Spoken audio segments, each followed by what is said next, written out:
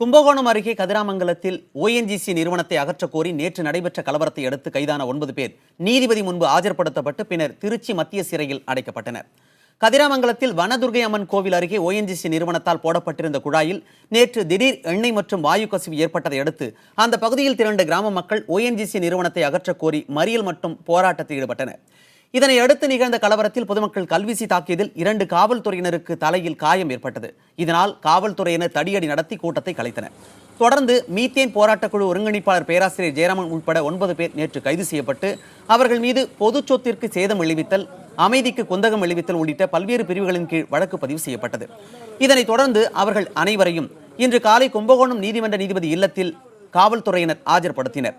அவர்களை 15 நாட்கள் நீதிமன்ற காவலில் அடைக்க நீதிபதி உத்தரவிட்டதை அடுத்து அவர்களை காவல்துறையினர் திருச்சி மத்திய சிறைக்கு கொண்டு சென்றனர்.